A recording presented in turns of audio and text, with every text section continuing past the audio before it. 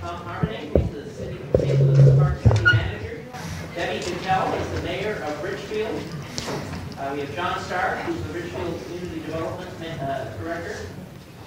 Edwina Garcia, a newly elected member of the Richfield City Council and a former state legislature that I served with. Actually, Edwina and I were elected the same year in 1990. And Mr. Craig Walters, who's the city administrator of Oakdale.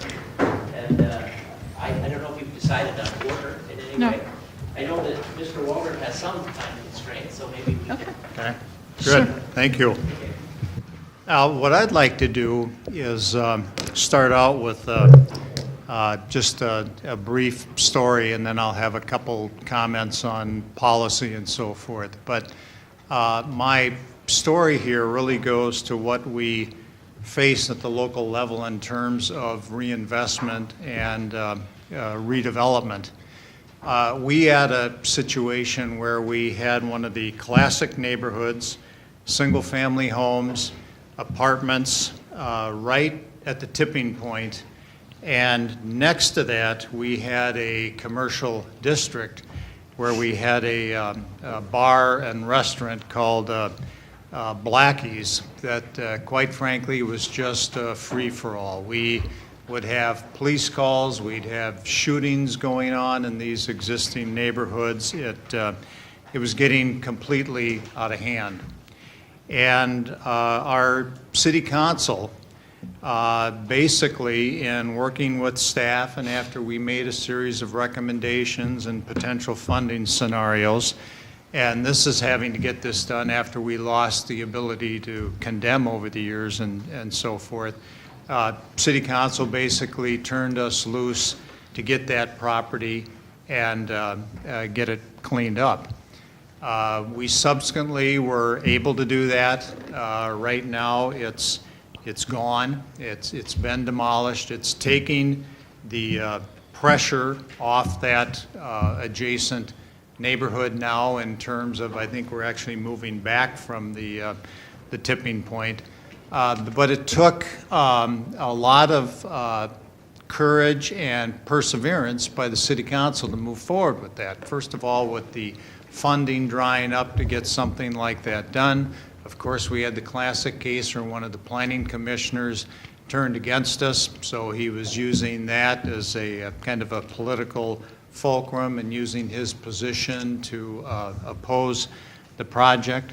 But what this illustrates and what this shows with respect to our political environment is that our City Council has realized how important redevelopment and reinvestment is within our respective city, and they've made that one of their clear priorities. So we were getting this done on a 5-0 vote, no matter how much opposition was coming in and so forth. And I think that just underscores the tremendous responsibility that we have in the local level. First of all, as staff, we have to be innovative, we have to understand what's out there, we have to encourage our elected officials to move forward with some of these projects. We need to be smart politically with a small p. You don't want to be moving forward with an affordable housing project right in the middle of an election or something and think you're actually going to be able to get that done. So we've been very fortunate that our City Council has picked redevelopment and reinvestment as a priority. Very different political perspectives between the council members, but everything we've done, taking out dilapidated malls, et cetera, has been on a 5-0 vote. Again, very different political perspectives, but they're together on that. And I think it shows the importance of having our, again, not only the smart staff, but having our elected officials together on that. For those of you that are on staff, there's nothing worse trying to convince elected officials to move forward with something, to be out there going back and forth with the developer getting killed on that, and then come back and having a 3-2 vote on your city council and getting killed by the 2 council members that are opposed to it. So We have to have our collective act, quote unquote, together on the local level to get this stuff done. A couple other quick comments from a theoretical perspective. I want to make sure that we're all comfortable and we understand why a lot of this stuff is happening, why we are seeing some resegregation and so forth. I think a lot of what Myron talks about is right on in terms of what we're seeing in the realty community and what we're seeing in terms of some of the public investment. There's also a whole argument out there by Smith and Karras that private investment is causing an awful lot of this, and where it's just not an ecological path that occurs, it's very definitive decisions by the private investment community that are causing a lot of these difficulties. Keep an eye out on our community development director, Bob Streeter, who is also a doctoral student at Hamlin, and he's doing a whole dissertation on this whole disincentive in terms of investment by the private sector in these areas that I think will be significant and shed some light on our framework on this problem. Last of all, I've got the concerns that I think you'd probably hear from a lot of people, where our problems get more significant, but our ability to use tax increment in a creative manner is dried up. Our ability to use eminent domain, our ability to, I think the Housing Improvement District Authority is going to disappear in 6 months or so. So again, the capacity to use local tools that can help us invest where we need to invest has become more difficult as the problems have become more difficult. There it is. Thank you. Again, my name is Debbie Gotam, the mayor of the city of Ridgefield, and it is challenging times for us. Ridgefield is a first-ring suburb of about 36,000. We have about 20% people of color and 50% in our schools, children of color. And we were especially challenged, I think, with the downturn in the economy. We had very large foreclosure rates, to the tune that the federal government stepped in and granted us $1 million grant to try to address some of those issues. I think we were second or third in Hennepin County, depending on how you measured that. We also had the loss of LGA adding to the burden, and some of that went on property taxes. I think a lot of people have heard that story. We certainly cut at the city level, but things went on the property taxes. With that, when we look at the issues in our schools and we have tax levies that we need to also pass for our schools, that even burdens our property owners even more in very dire straits. And then you look at, because we are a first-ring suburb, we have a current stock of affordable housing. We have a lot of it, actually. But a lot of it just came right after World War II. So you're looking at that very vintage product, and some of it is aging better than others, but aging nonetheless. And a lot of them were one bedrooms. And so we find that that's very disjointed in what we really, really need. And we also find that it's disjointed in that a lot of these apartment buildings are in certain areas of our town, but they may be a fourplex or a sixplex or an eightplex with 20 other similar buildings, all under different ownership. So when we talk about the tools, as my partner here has, we don't have a tool to address that. We don't have a tool to take those apartments, reconstruct them into something that's a lot more feasible and put the affordability into those. So that's one of those things, I call it fitting the square peg in the round hole. We also had that same kind of scenario when we look at trying to do something new, and we're looking at trying to put density in there because we are a first-ring suburb.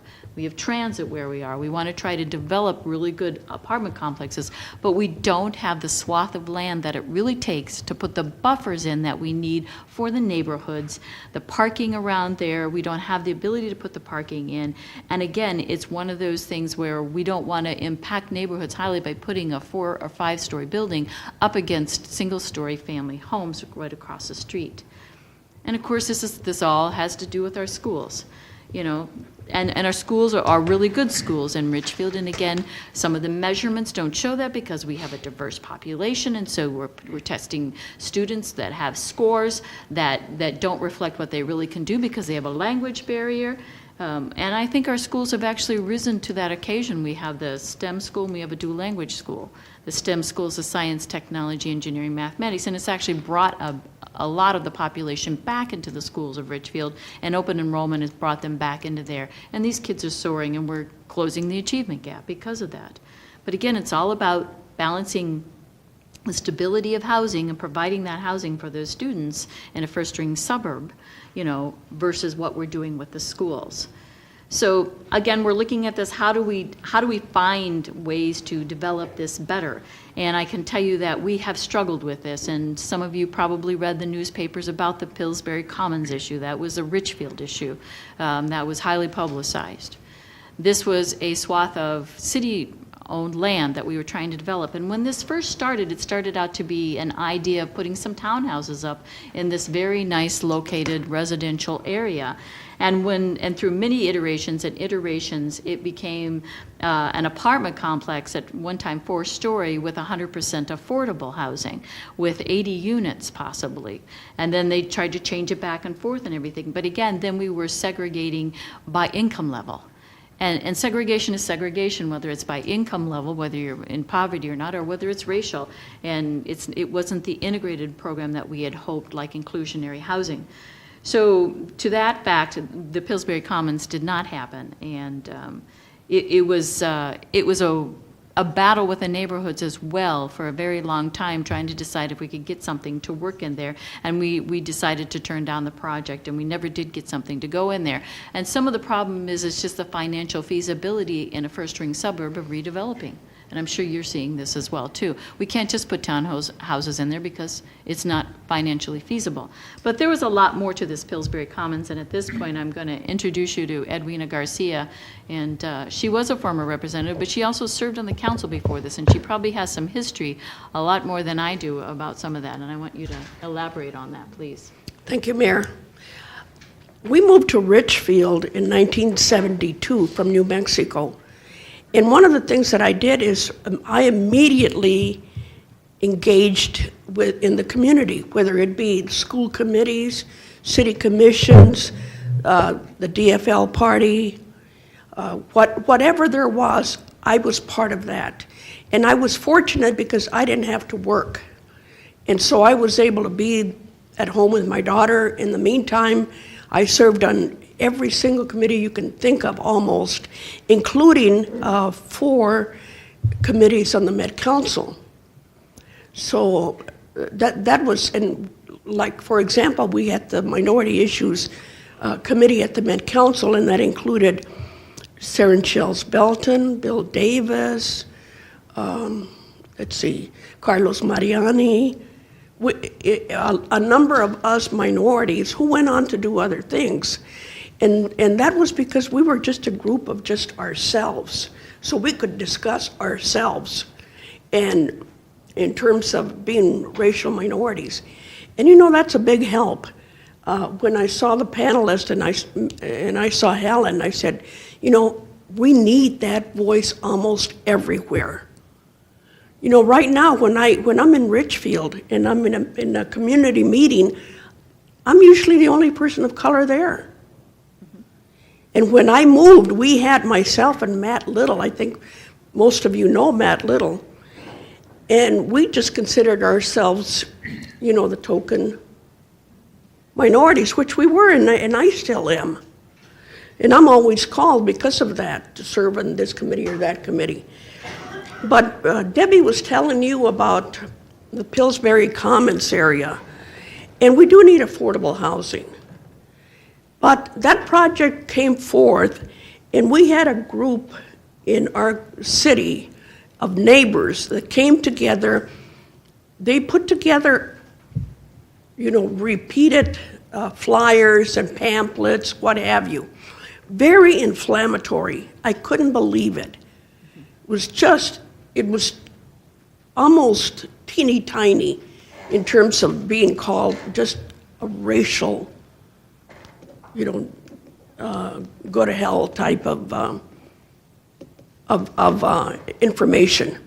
They labeled those people, they labeled that element, they labeled the projects.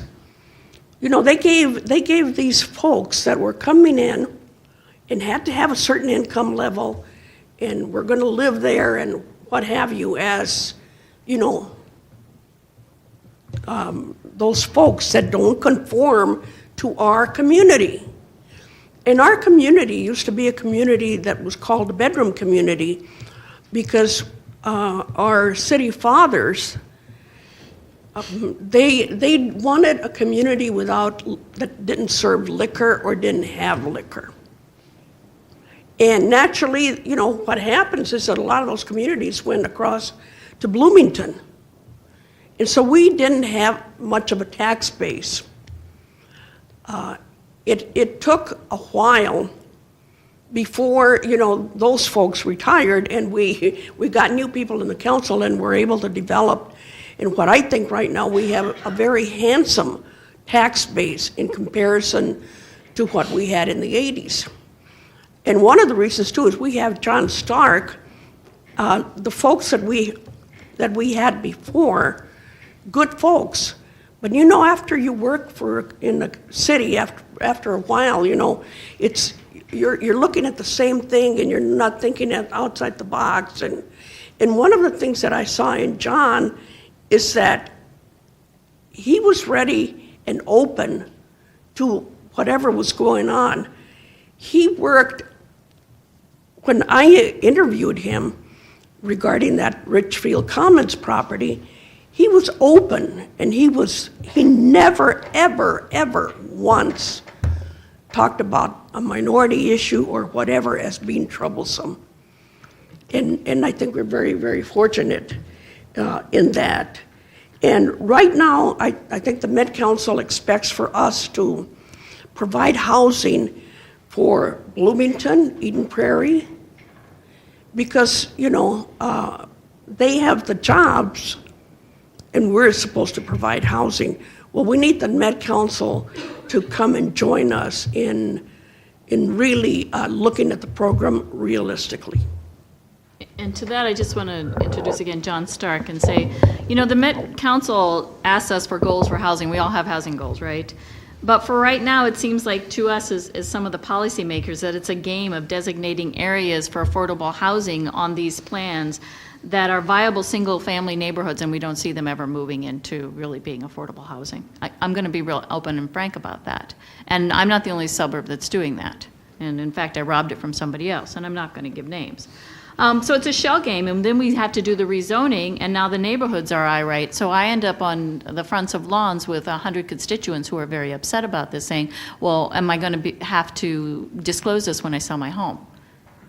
This is what we put ourselves into, and that's not going to get us where we need to be, right? And I know we have a lot of affordable housing. We think we have surpassed our goal. We did an inventory that's shown that, and we use the Metropolitan Council's standards for that. We have great transit, and that's what brings the affordable housing piece there. But it shouldn't be all the burden of some suburbs and not spread out. And I'll let John, I want him to talk further about the study, what happened there. Sure. I guess there's some danger in giving anybody a microphone. So I'm going to start this off by sharing kind of my own personal feeling before I get into my professional feelings. To be honest, I'm disappointed that we have to have this conversation. 4 years ago, I was hopeful. The word that was flying around was post-racial America. I was hopeful that we were on the road to a post-racial America. I was hopeful that if we talked about these statistics about one neighborhood being more racially diverse than another, the answer was either great or so what? The answer should be something like, did you know Richfield has 66% left-handed people? That's a curiosity. And that it wouldn't go anything beyond that. So that continues to be my hope, is that when we talk about the racial makeup of a community, the answer is either great or so what? It doesn't matter because we all have those opportunities. Now, I'm not so Pollyanna-ish to think that that's where we're at now, and that's why we are having this conversation. A little bit about Richfield. Historically, Richfield, you could almost look up the definition of homogeneous in the dictionary, and there's Richfield. We were homogeneous in every single way. The housing stock was homogeneous, unless you thought the difference between a 962 square foot Cape Cod and a 964 square foot Cape Cod meant some difference. We were homogeneous in racial ways, unless you thought there was some great differentiation between Norwegians and Swedes. Economically, very, very homogeneous group of people. And so our goal, I've been involved in 2 comprehensive plan processes in Richfield, and if you flip through both of those, you see the word diversity all over the place. Our goal has always been, as long as I've been involved in Richfield, has been diversity. And I think we have accomplished a lot of that. The numbers bear out that racially, we've accomplished some racial diversity. I think that we've accomplished some age diversity. We are a very young community, and I think that surprises people. But when we've done a couple of studies, one through the ULI, one we did our own on rental housing just recently, both of those told us we are, among all our peer communities, we're the youngest. So we've accomplished some age diversity. What we haven't accomplished is economic diversity, and that's our goal. That's really what we need to achieve. The key to that is lies in our housing and lies in our economic vitality in terms of redevelopment. I want to make sure I'm not taking up too much time, so I'm going to kind of cut to the chase a little bit on what can be accomplished. I'm hoping we still have some Met Council folks in the audience and some other people here that are kind of at a regional policy making level, because I really think that's where a lot of the solution is at the regional planning, regional policy level. One of the things we really need is some education about what affordable housing is and is not. In Richfield, when we had an affordable housing project, and we had, it's that Universal monster movie scene of villagers storming the castle with pitchforks and torches. That's what we had. We don't need those people in Richfield. We don't need those people in Richfield. Guess what, folks? Look around. We are those people. And we really need some education throughout the metropolitan area about what affordable housing is, who needs affordable housing. The second thing we really need to do is, when we work with the Met Council, we talk about achieving housing affordability numbers. And an example in Richfield, right now we're 29% affordable. In terms of non-age restricted housing, we are less than 1% subsidized. And so what that tells you is we're affordable by virtue of the marketplace. We're not affordable by virtue of somebody telling us we have to be affordable. And that affordable marketplace, Brooklyn Park is dealing with this, Roseville deals with this.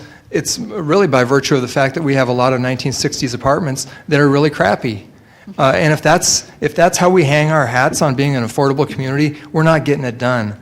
So what we really need to some focus on is some regional tools to develop tools to improve our affordable housing stock instead of worrying so much about building new affordable housing stock. We also need the Metropolitan Council and others, when we talk about affordable housing goals, to not only project out the future goals, but to recognize what we have. It doesn't always feel that way when we get some mandates about how we're supposed to deal with affordable housing. It doesn't feel like people are giving us the credit for what we have there now, and I think that's important. And then finally, we live in a disposable society. That's just the nature of what America is. But the truth is, only the people that are economically, able are the ones that can throw away various products. And a community, like anything else, is disposable. And what we're seeing is people that can afford to throw away a community are doing it, and the people that can't are the ones that oftentimes are stuck cleaning up the pieces. And what we need to do for Richfield to remain vital is to redevelop. And we've lost so many of those tools. We've lost eminent domain. We've lost, TIF has been so legislative and so defined and so many rules upon it that it really has lost its usefulness. So that's just kind of a short list of things that I think we could do to achieve some of our goals. So. My name's Tom Harmoning. I'm the city manager for St. Louis Park. I'm going to talk just a little bit about opportunities and some challenges that affects St. Louis Park. We're a city of about 46,000 people just west of Minneapolis. Our biggest advantage, our biggest opportunity is our location. We just have an incredible location next to Minneapolis. We have pretty good transportation systems in St. Louis Park, both from a vehicular as well as mass transportation perspective. We've got a very good job base. We've got medical facilities in our community that are a real asset. We're located next to Edina. It doesn't get any better than that. I mean, you can always leverage off of Edina. So we do that as much as we can, Scott. Thank you. You can have more of our coyotes, but location is a huge advantage for us, a huge opportunity. There's also regional investment proposed to come through our community in the shape of Southwest Light Rail Transit. That provides or presents incredible opportunity to do some things from a redevelopment perspective, including affordable housing development, and we're talking about that. A huge advantage for us is the fact that our school district and city boundaries are basically identical. That is a big, big deal. It creates a sense of community, if nothing else, but it also gives some common ground around which council members and school board members can talk, because you're not dealing with 2 or 3 different school districts in your community like some communities might have, particularly out on the edge a little bit more. I would also say a big advantage that we have, or an opportunity, is we have an outstanding school district. I don't know if Dr. Bowers is still here, our superintendent, but she has done a phenomenal job with our school district, despite incredible cuts that were made to our district. It is a highly regarded district, and one of the things I'll talk about a little bit later is how extremely important the strength of a school district is to the strength of the community. It just is vital. It's vitally important, and it's a reason why I think our city and school district, or our city, works to try to support our school district as much as possible. In terms of some challenges, we're a community that was built post World War II, so most of our infrastructure and most of our housing was built after World War II, so it's getting old. So dealing with those kinds of issues is something that we spend a lot of time on and a lot of energy on, in terms of making sure our housing stock is well maintained. A challenge also, based on when our housing stock was built, is we have a lot of small housing, a lot of single car garages, small Cape Cods, and what that means is we have families move in, start their families, have their first child or two, and then move out. And they move out to the Oakdales, or they move out to the Plymouths or Eden Prairies, or whatever the case might be. And that is a very important issue for us, because it's important that we continue to have those families live in St. Louis Park to make sure the enrollment at our schools, our school district, remain stable, so that funding remains stable as well. So we spend a lot of time on that. That's a real challenge for us as well. In terms of trying to develop housing, and in particular affordable housing, a real challenge that we have is it's expensive. Land is expensive in St. Louis Park. Typically, there can be environmental issues associated with trying to do redevelopment in a community like St. Louis Park. And as a result, it makes it extremely difficult to try to do projects that are financially viable and can have an affordable component, just because it's so expensive, and it's really difficult for a city to try to do that on its own. I would also say right now there's less developers out there from a housing perspective than what there was before, given the culling that took place with the economic downturn in the last few years. There's just less developers because, quite frankly, some of them went out of business or merged with other developers, and as a result, it seems like we get less creativity or innovation by the development community. It's a bit of a one-size-fits-all approach, it seems, in terms of what we're seeing from a housing development interest perspective. So that's been a challenge for us as well. Wanted to talk a little bit about the housing The regional housing plan and the development of that. Just a few thoughts, and I think you touched on it just a minute ago. I think the Met Council needs to recognize that there's a lot of naturally occurring affordable housing in communities. That certainly holds true for St. Louis Park. We have a lot of similarities in that regard when our housing was built.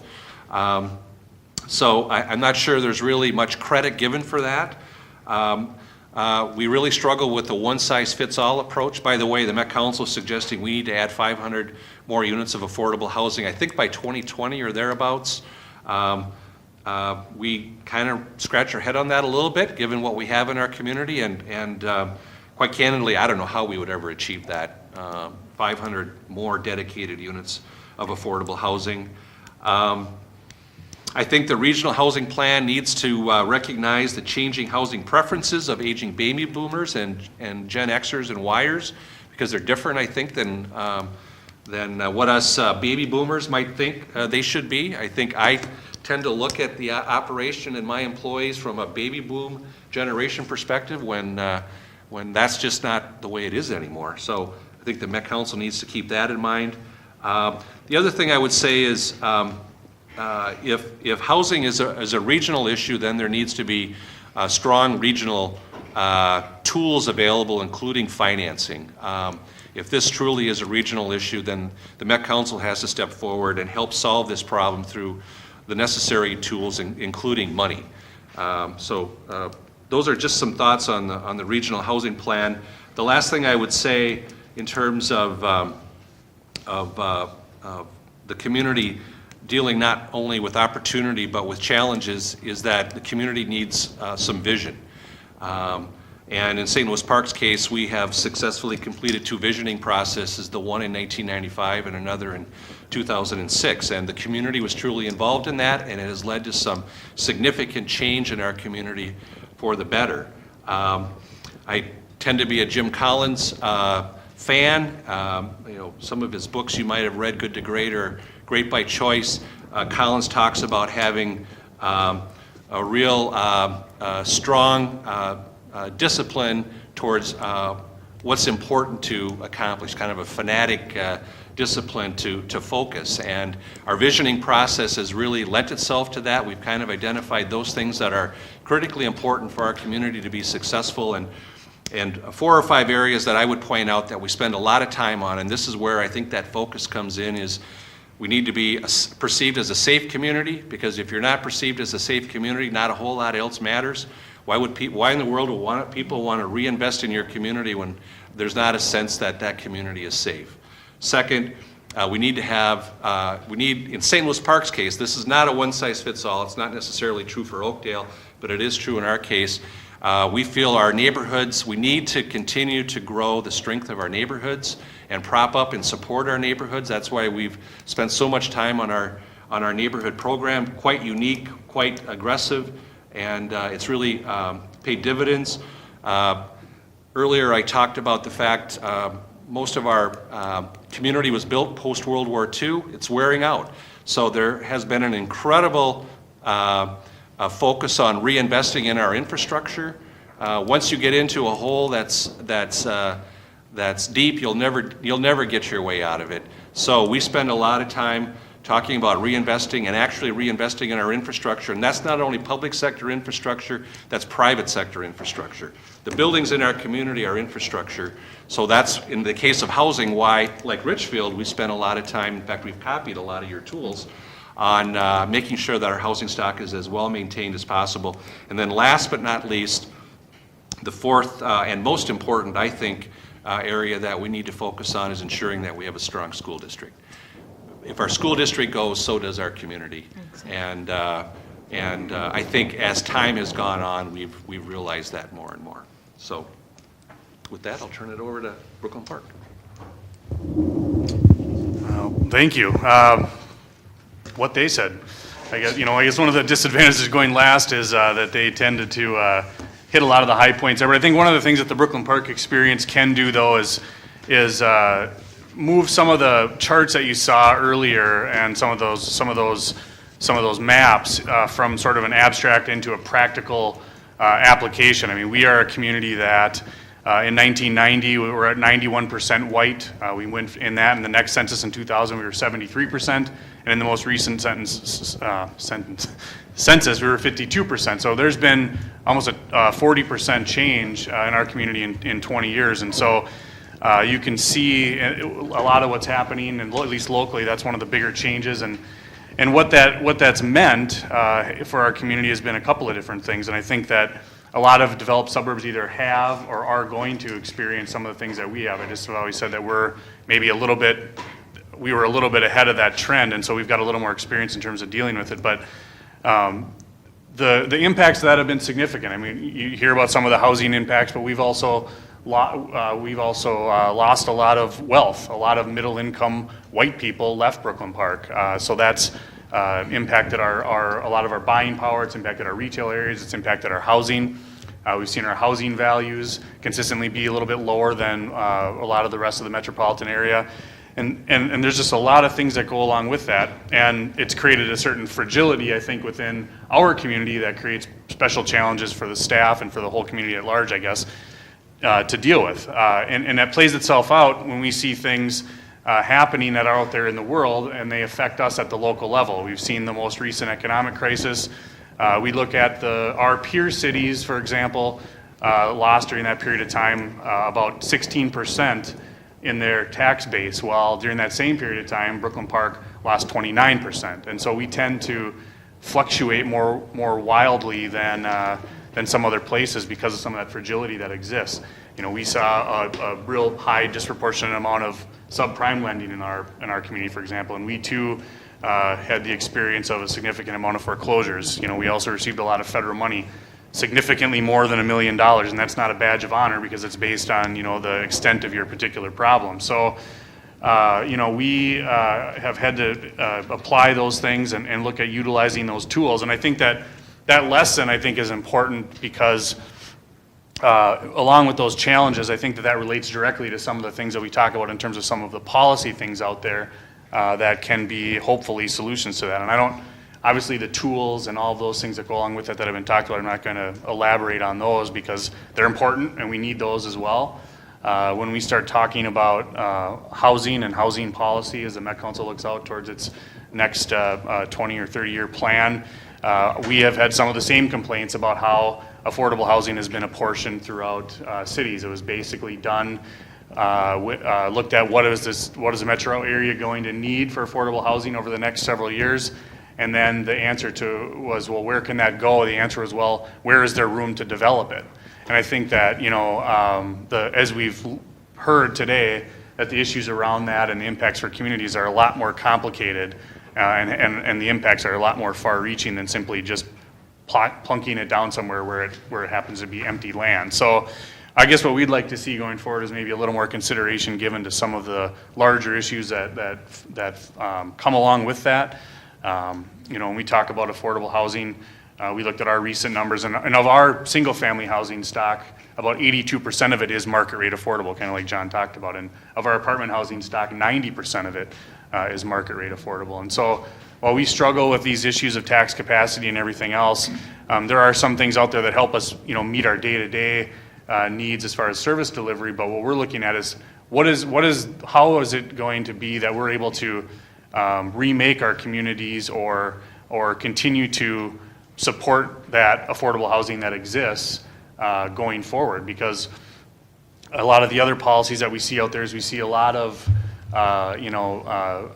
dollars and investment going to the central cities, and we see a lot of dollars and investment going into infrastructure and things like that make it easier to develop further out. I think a lot of times developed suburbs get caught in the middle, and everybody assumes that everything is just fine, and the reality is that it really isn't. You know, we've got special challenges. We've got challenges that are, I think, just like a lot of big cities, but what we don't have like Minneapolis, St. Paul may have is that sort of network or infrastructure of sort of non-governmental organizations that are in there doing work for communities on behalf of communities, you know, the nonprofit sector, housing entities, things like that. Those things don't exist to a large extent in our communities, and so we're left to try and promote some of these and advance some of our initiatives sort of without a lot of that help. But having said that, I think that it's made us think deeper about what our role is in the community and how we can impact our situation positively, because within all of that challenge and all of that diversity is tremendous opportunity as well. And one of the, I think, for us, I think one of the big revelations that we've had, and one of the things that's, I think, unlocked a lot of the potential within our community is this idea about focusing a lot more on partnering with the residents and engaging residents. And so, we've spent a lot of time, trying to engage with the community, get them to also work towards the creation together of the community that they want to live in. And so we've spent a lot of time doing that. We've talked about some things that other communities are doing, like St. Louis Park, which has a really well-run and established neighborhood system. That's something that we'd like to see in Brooklyn Park. So there are some ways and opportunity that exist, we think, within that, but we think that there is an opportunity as well for policy to help direct and assist with that as well. So I won't elaborate any more on some of those other tools. We do need TIF. Eminent domain is gone. That did help us, but be happy to maybe just talk and answer questions. You talked about the goals of the older suburbs, a lot of the older suburbs, Richfield, St. Louis Park, really all of you. I don't know, Oak Hill, we didn't say anything about their goals. But why are these goals unrealistic? I mean, is it because you've done your fair share? And where should the goals go if not in your community? Should they be in the, go ahead. Yeah, I probably shouldn't say this. We all know it. None of us talk about it. It's a little game with the Met Council and the communities. Yeah. The goals are physically impossible. You can't physically put that many units in our communities. So we find a way of, on paper, saying we can do it, and we send it out to the Met Council. The Met Council, I don't know if it's wink, wink, nudge, nudge, yeah, they did it, or if they really think that we're going to. We don't believe we can achieve those goals. The scary thing is, there was a modeling discussion earlier this week with the Met Council staff, asking about how they model their next go-around of the housing goals. And they say, well, one of the first things we do is we look at your comp plans to see how much density that you're going to be putting in that you told us you're going to be putting in your communities, and that's our starting point, and we build from there. So it's a cycle. What should it be? What it should be is a dialogue. Yeah. There should be dialogue between the Met Council and each of the communities about what is realistic. I've talked directly to the people who are doing the modeling, and I've talked to them directly. I said, your model's only as good as the data that's put in, and when you put garbage in there, you get garbage out, right? And that's exactly really what's happening. That's just cutting right down to the chase.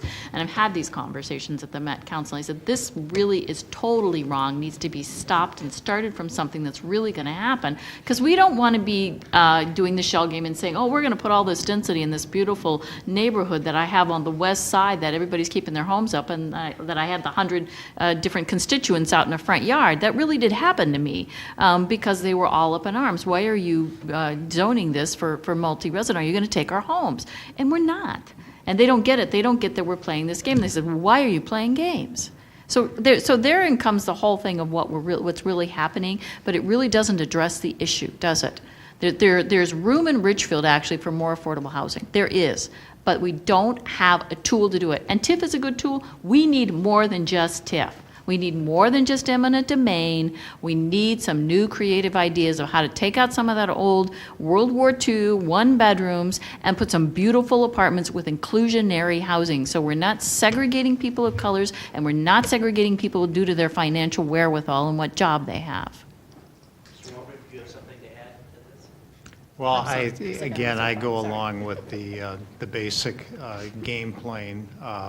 If you have a lot of 60s apartments, all of a sudden it really looks good that you're meeting a lot of your affordable tests there. So I agree. I think it needs to be more of a dialogue, something that's more realistic, and yeah, I think that's it. What about issues like steering in the community? Some of the national studies suggest that non-white families are shown the racially diverse parts of the suburbs. White families are not often as often shown in racially diverse parts of the suburbs. Is this a problem? Should there be any testing on a regional basis about this kind of behavior? Is this a, okay? Well, Go ahead. well, I was just going to say, I have not seen this, but if that's out there, that's absolutely horrendous, and that's something that has to be dealt with through regulation or, a combination of us testing that or some means of getting at that, because I think that's absolutely horrible, and it works to the opposite levels where we're trying to get at in our respective communities. You know, at the state level, we used to have a department that used to look into this. Because of budget cuts, we took that out. Now, I can tell you as being mayor, and this is my 6th year, and I've helped and supported other candidates, I've probably door knocked my city 5 or 6 times. The entire city, it's only 36,000. You can do that in a summer, believe it or not. And I can tell you that there's steering in Richfield. I think you could do a study and find it pretty easily. It's in the southeast side, and I can door knock those houses, and I can show you where they're at. And they were highly impacted by the debacle of the mortgage scams that were going on, and a lot of them were immigrants too, and they really were highly impacted. So again, people of color, people of meager means, and those kinds of things. And yes, something needs to be done about it, but it should reside either at the Met Council, at the state level. We should have a mechanism to be able to address this and to stop this so that our communities are fully integrated. It's really easy to see. Oh, and I live over on the west side, and people, and even the kids joke about it. Oh, you live on the Edina side of Richfield. Just make it part They of all the know it. licensing They all, provision. yeah. Make it part of the licensing provisions. I mean, or it should be something. something there that stops that kind of thing. Anybody else have any thoughts about this? Is this a serious problem or not a serious problem? I think, for us, we know, we don't, any evidence that we would have is anecdotal, and, a study may be useful, and it certainly would be interesting, but, 20 years ago, we started a real estate forum because we knew that, not realtors maybe weren't necessarily steering people, but they were, maybe making people shy away from our community because of whatever reasons they perceived to be that were in the community. And so we tried to do something to inform that profession that, no, here's the reality of what's happening out there and things like that. But, you can see by the disproportionate impact that we've had with the subprime loans and the foreclosures that it's hard to believe that some of that wouldn't have been occurring for that concentration to have happened by itself. A couple of communities had some trouble with subprime loans and credit. Is this something that's a problem that the housing agencies, the state housing agencies, or the Met Council should be addressing in terms of making sure that fair credit is fair? Does anybody feel that there should be, that older suburbs are treated differently than other communities or white communities? Personally, I think it was more than anything in Richfield, I can only speak for Richfield, is more of a cultural thing. It was the Latino community seemed to be the target of the most kind of predatory lending practices, and I don't know what the solution is. Okay. Questions from the audience that people would like to ask? Go ahead. No? Go ahead. Probably more, first of all, I really appreciated all of the presentations. I thought they were excellent, right on point, in every way. But I'm going to go back to my earlier one-trick pony kind of response to this issue.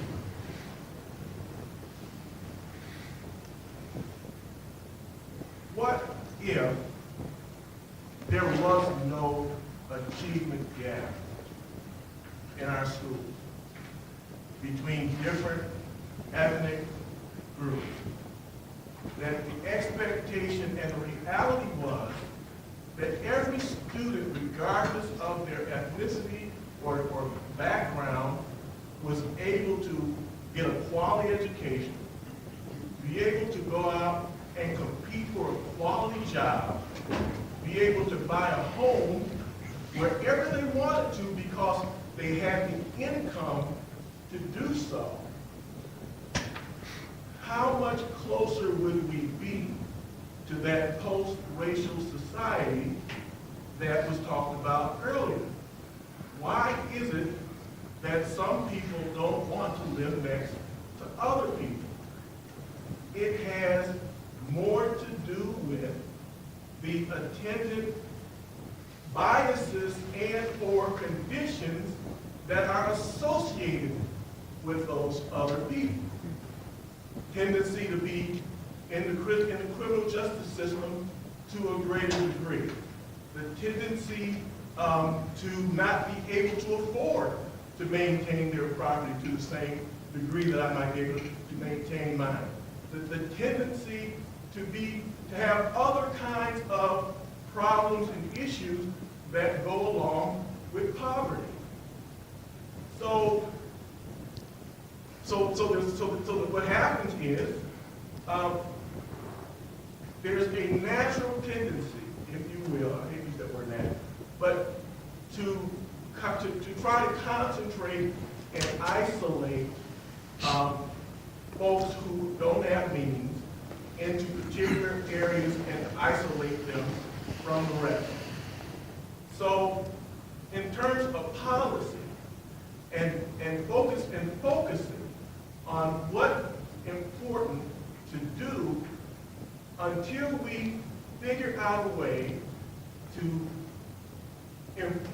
help improve a society so that truly, regardless of one's background, you have the same opportunity for a good paying job and a great education. Everything else we're dealing with is responding to the symptoms and the fallout of our inability to achieve that. So again, I know it sounds maybe too simplified, but when I look at Brooklyn Park, Brooklyn Center, and other communities that I've worked in and lived in,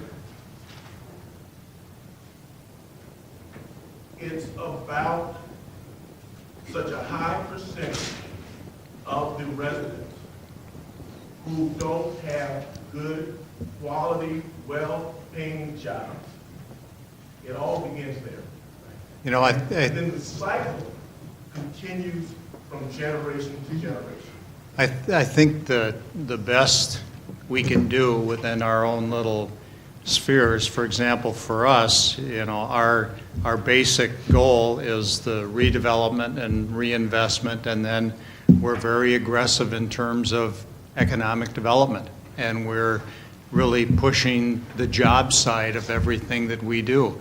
We hope within, you know, at least our community of 27,000 people that we can provide those high-quality jobs. We're not out there working with the CVS because we know the types of jobs that those types of organizations provide. We're working with a Park Tool that does provide those high-quality jobs. So I think having an economic development arm that's really focused on high-quality jobs, at least within our own little environments, forgetting about, you know, regional policy and state policy helping us with the job development also, I think that's critical. And then you end up with the next effect that the jobs drive demand and all the stuff that does in your community in terms of spin-off far beyond some of the stuff that you're just talking about is really important and incredible.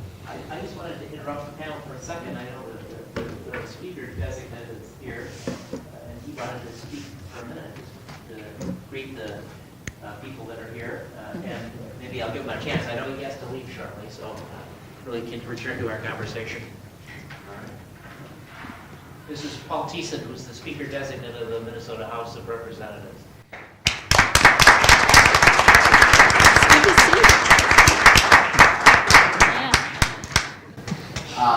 Well, thank you, Myron, for letting me jump in here quickly, and thank you all for being here, or letting me be here, I suppose, more importantly.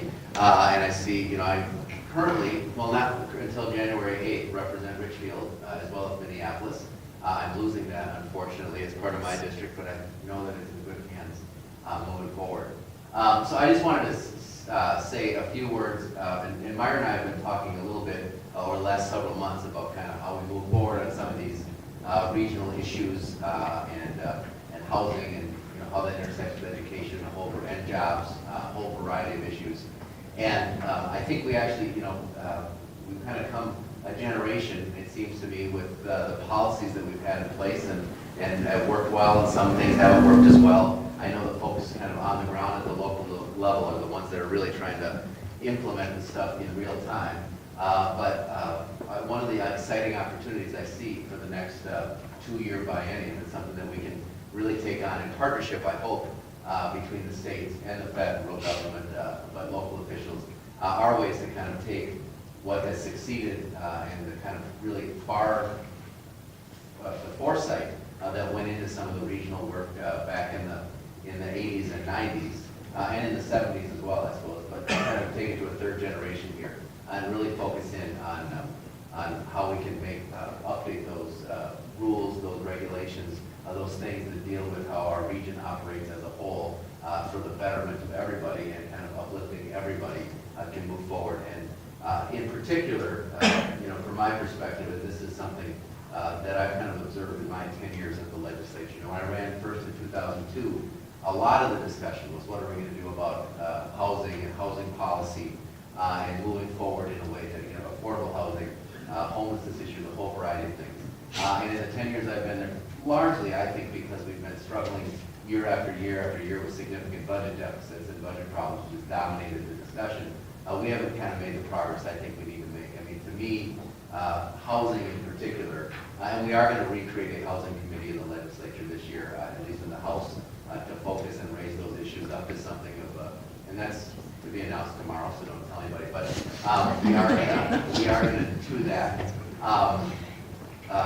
But to me, that particular issue is kind of the base of everything else we do. I mean, I chaired Health and Human Services for 4 years, and it was clear to me that if we could solve the housing issue, we could solve a lot of the problems we have, a lot of the costs we have on the Health and Human Services budget, and I think that's true in education and a whole variety of other issues. And so I hope to make it one of our top priorities in the State House over the next 2 years, and I hope to work with you all as we move forward on that, because one of the things that's also clear to me is that there's nothing that we can do at the Capitol that we can do unless we build broad public support outside the Capitol.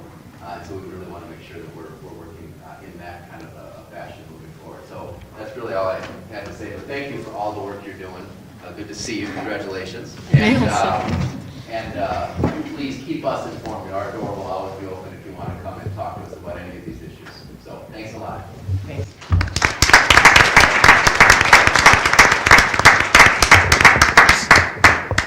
Myron, I think we'd like to finish commenting on a couple of things. Yeah, just real quick, the last comment, can you tell me your name again, sir? Kurt. First of all, personally, I'm with you. I think the question you're asking, maybe, is are we focused on the symptoms or are we focused on the disease? And probably the answer is we probably need to work on both. I'm more interested in the disease. I think what we need to do, I see these guys, once a year or something at a conference, and you spend 10 minutes asking how each other's kids are doing, and then you get a couple minutes to talk about, what's going on in your community. We need to keep getting together to address these issues. We need to include our staff at all levels talking about this, not just the directors or the city managers. And so I thank you for putting this together, and I personally commit to keep working on this. And I wanted to add one thing, because I think going back to the folks that we talked about the schools, it's not a one-size-fits-all. So one of the things that we're doing in Ridgefield after the debacle of Pillsbury Commons, we learned a lot from that, School of Hard Knocks. We're going to do a housing policy. We're going to write a whole housing policy, piece by piece, but we're going to do it. And we're going to look at what makes sense, and we're going to try to do something that matters.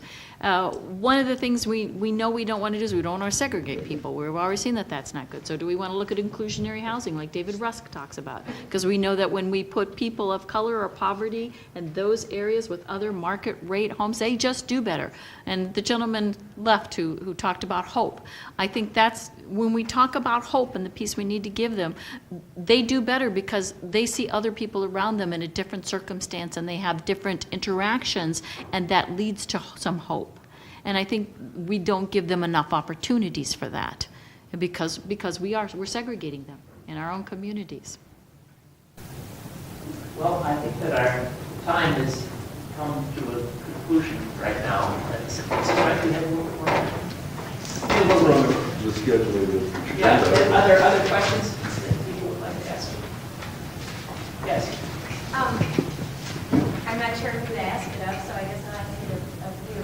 As you're looking at this work, are there some underlying principles or approaches, philosophies that you're working from? Well, I think that in terms of our work, we have been looking at housing discrimination a lot in the metropolitan area and seeing pretty significant patterns occurring in the first ring of suburbs and parts of the city. And so this is a concern. I guess that's a perspective that we have. I think we like to understand better. People in academia read numbers and read reports. We don't often really understand the way that communities work. And it's important to engage people and understand what they need, how they see these policies, pull these things together. It is an evolution. I hope what we'd like to do in this setting is try to pull together the events of today in a summary and think about if the community's open to this, if people are open to this, think about policy solutions, begin to think about responses to some of the things that are happening. One of the questions I think that comes up a lot is this all about economics? In some degree, economics is really important in terms of this. But race is also a component. If you look at where low-income, poor white families live, they tend to live in low-poverty school districts. Low-income, poor white families tend to live in parts of suburbia where there are low-poverty school districts. They tend to become part of those school districts, and they tend to graduate with higher frequency and go to college with higher frequency because of that. Low-income, non-white people tend to live in very high-poverty school districts. So low-income, poor people in this metropolitan area, if you're black, Latino, poor, you're overwhelmingly likely to go to school that's more than 80% poor. If you're white and poor, you're overwhelmingly likely to go to school that is overwhelmingly middle class. So these are differences. These are unfairnesses where race comes into this. A lot of times older communities we've seen hit really hard by the mortgage lending crisis. Many of the first ring suburbs have been hit really hard by the withdrawal of private credit. And they've been hit really hard, I think, by lots of other things. So these are perspectives that we are concerned about. But it's important to think about what you're experiencing, listen to the experiences that people are having, that people around the ground actually thinking about. So I hope we can continue dialogue. I hope we can pull together the summary of the events today, put some ideas on the table from the various people that have suggested ideas about integration aid, ideas about housing that have come from the various panels and committees, ideas about redevelopment, and send them out to you and get some feedback again. Maybe have another meeting about this, so if that's possible. Yeah, I have a question. I'm Marlis Harris. I'm with New Coast. If it's so difficult to get affordable housing that's not clumped together in the suburbs or anywhere for that matter, except where it is in the cities, and then as a consequence of that have integrated schools, maybe it would be useful to reinstitute a busing program, or am I totally from from the 1980s? I mean, it just seems so difficult to, create better affordable housing and integrate that. It just seems to be, people are just so rigid about it that, I don't know where you'll put housing, and if certain communities in Richfield won't accept Pillsbury Commons, where are you going to put affordable housing? I mean, it will still be clumped by itself, right? No, No, it won't. And what we did when we built the apartment complex across on Lindale up north is there are 10 units of affordability in that complex. So we integrated it in there in small parts and quantities. We don't segregate people in that thing. And if we don't do that, if we bus people, then those people will never have to live with those people and have to learn how to move into a different dynamic and see things through a different lens. So I'm not in agreement that we start busing and leave people where they are in those pockets of poverty. I think we need to start looking at integration in a different way. John, did you? No. Other ideas or questions, comments? Go ahead. I'm Denny Carlson, Superintendent of Hannafin. We have 13 communities, and the only comment I make is when we work closely with cities, it goes pretty well. When we don't, one of us is really going to pay a price, either them or us. When we closed our 8 schools in 2009, some real good dialogue with cities. We spread it around so nobody got a terrible impact. But I live in Blaine, and I think the communities that embrace diversity do well. If you don't, I think in this next decade, you're really going to struggle. And I also agree with we have affordable housing because of the market, and that's really changing the whole face of our district. And it's just an interesting thing. But my main comment is just we need the dialogue with our 13 communities. Otherwise, they make decisions that we really don't like, or we're going to make decisions that they really don't like. So it's kind of inextricably linked. It does feel that there is, and I don't know whether this is putting words in anybody's mouth, but it does feel like from the conversation that the actions of the school districts really powerfully affect the cities, and the actions of the cities really powerfully affect the school districts. And the interaction of communities around each other's borders really strongly affect each other. And it feels to me that part of this is hopefully an effort to dialogue and think about how those various entities can work together better. Myron, can I just comment on that real quick? It's interesting, in St. Louis Park's case, our boundaries are the same. And even though I think we work closely with our school district, in fact, we created our housing policy in partnership with the school district about 10 years ago, we still get caught up in, well, you should pay for that versus we should pay for that, when in actuality, the people who are paying the bills are the same people.